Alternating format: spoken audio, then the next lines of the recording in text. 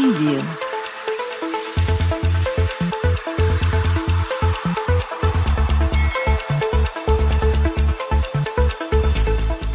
बिस्मिल्लाहिर्रहमानिर्रहीम। अस्सलामु अलैकुम। औकात टीवी में अब्दुल जब्बार अंसारी आपकी खिदमत में हाजिर है। ख़वातीन हज़रात, मुख्तलिफ़ मौज़ूआत पे मुख्तलिफ़ मसाइल पे और हालात पे नज़र जो होती है उस हवाले से आपसे गुफ्तगू होती रहती है।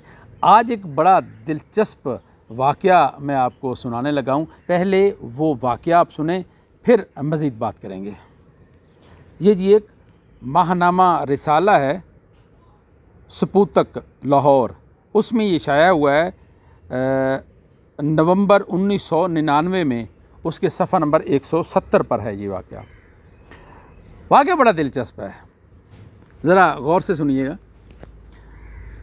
जनरल ज़ियाउल हक ने अपने दिल्ली के एक दौरे में हिंदुस्तान के सदर ज्ञानी ज़ैल सिंह से मियां नवाज़ शरीफ का तारुफ़ करवाते हुए कहा कि ये पाकिस्तानी पंजाब के पुरजोश, पुरअज़्म और नौजवान वज़ीर आला हैं। इनके वालिदैन अमृतसर से हिजरत करके लाहौर गए थे। आगे जनाब फिर ज्ञानी ज़ैल सिंह ने नवाज़ शरीफ से पूछा कि आपके बड़े अमृतसर में कहाँ रहते थे। नवाज़ शरीफ ने बताया कि जाती उमरा।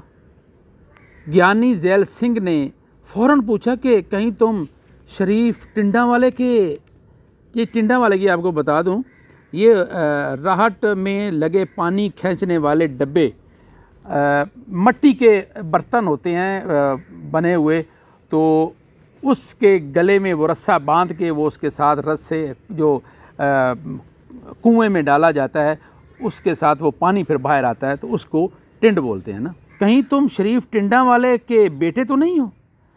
नवाज़ शरीफ ने कहा जी हाँ।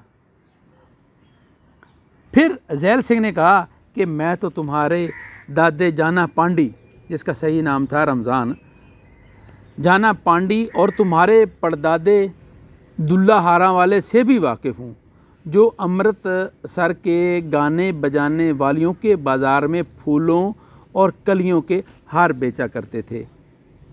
जिन असहाब ने ये सीन देखा, उनका कहना है कि उस वक्त नवाज़ शरीफ की हालत दीदनी थी।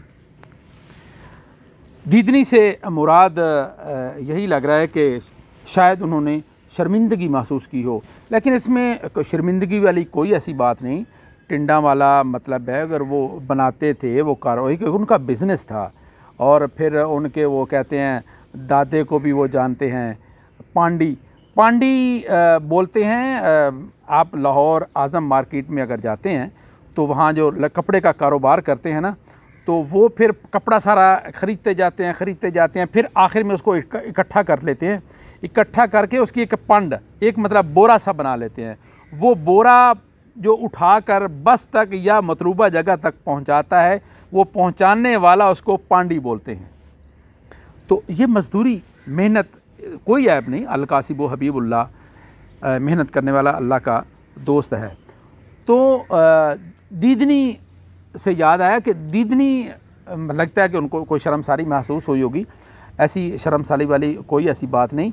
बाज़ नाम ऐसे होते हैं कि अगर वो आप सही नाम लें तो बंदा उस बंदे तक पहुंच नहीं पाता, जो निक नेम मशहूर होता है। अगर वहाँ जाकर कोई पूछता है कि जी मियाँ मोहम्मद शरीफ से हमें मिलना है, तो उनको शायद वो ना मिल पाते। अगर वो कहते हैं शरीफ टिंडा वाले को मिलना है, तो फिर शायद मुलाकात उनसे हो जाती और फिर मुलाकात आसान हो जाती है।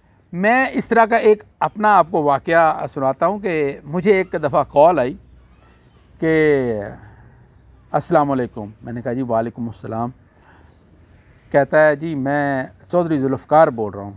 मैंने कहा जी चौधरी जुल्फ़कार साहब कहाँ से बोल रहे हैं? कहता है यार मैं तुम्हारे गांव से बोल रहा हूँ। मैंने कहा यार मैंने पहचाना नहीं, आप गांव में किस जगह पे रहते हैं? वो कहता है वो आपके चचा की जो बाज़ार है उनकी दुकान के सामने हमारा घर है। मैंने कहा जुल्फ़ा बोलना है? कहता हाँ जी।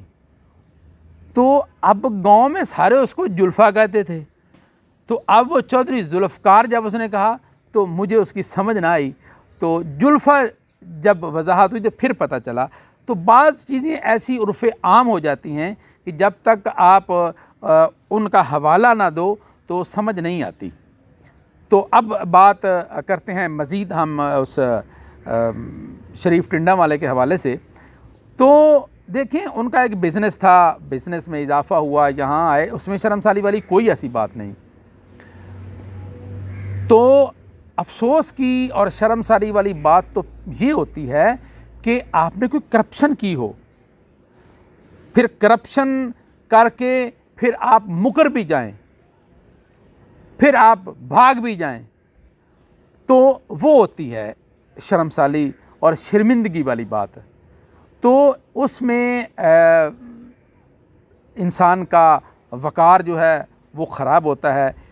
देखें, करैक्टर सबसे पहले होता है। आपकी अगर दौलत चली गई, wealth is last, nothing is last, health is last, nothing is last, but your character is last, all thing is last. अगर आपका किरदार चला गया, सब कुछ खो गया, दौलत गई कुछ नहीं गया, सेहत गई कुछ नहीं गया, लेकिन अगर आपका करैक्टर चला गया तो सब कुछ चला गया। हमेशा अपने करैक्टर को मजबूत रखें। फिर करैक्टर अगर आपका ठीक है तो इंसान सीना तान के ज़िंदगी गुजारता है, वरना तो फिर आपको पता ही है कि बंदा निगाहें नीची करके ज़िंदगी गुजारता है। तो बहरहाल इतराफ़ जुर्म करने में भी कोई इतराफ़ जुर्म करना भी बड़ा पन होता है। अब इमरान ख़ान ने अपनी अदालत में अगर माफ़ी मांग ली है तो ये बड़ा पन है, ख़ातून ने माफ़ी दे दी है, बड़ा पन है उनका भी। तो इस तरह की मतलब करप्शन भी अगर कोई हो गई है तो उसमें मतलब करप्शन जो की है वो वापस कर दे और सुर्ख रूह होकर बंदा जिए। ये छुप छुप के मतलब भाग जाना, दूसरे बहाने बनाना और इस तरह की मामलात ये दुरुस्त नहीं होते। ये परेशानी उसी वक्त होती है जब देखो, अगर आप सच्चे हो तो आप उसका सामना करो, दिफा करो, लड़ो, उस केस में साबित करो। तो ये मुझे तो अदालतों की कुछ समझ नहीं आती कि मियाँ नवाज़ शरीफ का उन्होंने उनको नाअहल करार दे दिया, उनकी बेटी को 7 साल जेल कर दी और फिर जनाब अब उनको वो साबित ही नहीं हुए। तो फिर जज ने गलत फ़ैसला किया था, मुद्दई झूठा था, गवाह झूठे थे, तो फिर उनका भी मुहासबा होना चाहिए, उनका भी हिसाब होना चाहिए, उनसे भी पूछा जाना चाहिए कि आपने किस बुनियाद पर सज़ा दी थी। ये भी एहतसाब बहुत ज़रूरी है। अब तक के लिए इतना ही। अपना ख्याल रखिएगा, अपने आस पड़ोस का भी ख्याल रखिएगा और अपने इस चैनल का भी। अब्दुल जब्बार अंसारी को इजाज़त दीजिए। अल्लाह हाफिज़।